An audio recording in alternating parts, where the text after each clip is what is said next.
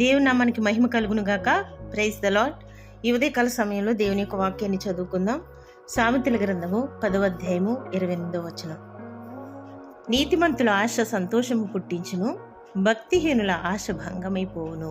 ఈరోజు ఈ వాక్యం ద్వారా దేవుడు మనతో మాట్లాడుతూ ఉన్నారు.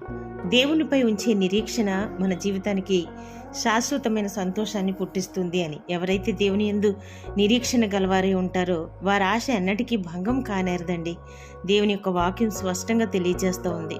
మనుషులపై పెట్టుకునేటువంటి ఆశలు ఒకసారి నిరాశపరిచినా దేవునిపై ఉండే నమ్మకం ఎప్పుడు వ్యర్థం కాదు అని ముమ్మాటికి దేవుని యొక్క వాక్యం రూఢిపరుస్తూనే ఉంది.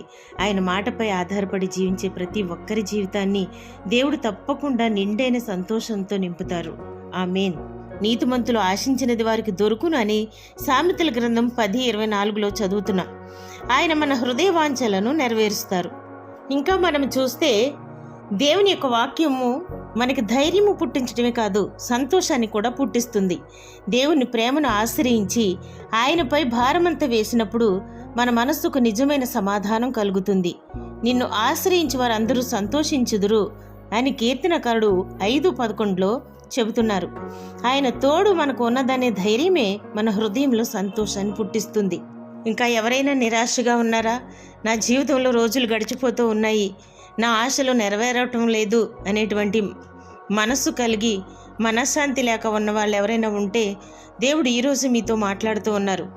నీ కోరికను సిద్ధింపచేసి నీ ఆలోచన యావత్తును సఫలపరచునుగాక అని కీర్తనకారుడు 24వ వచనంలో అన్న దేవుని వాగ్దానాన్ని విశ్వసించుచు నీతి మార్గంలో నడుస్తూ ఆయనపై ఆశ ఉంచినప్పుడు నీ దుఃఖాన్ని సంతోషంగా మారుస్తారు. నీ కోరికను సిద్ధింపచేసి నీ ఆలోచన యావత్తును ఆయన సఫలపరుస్తారు.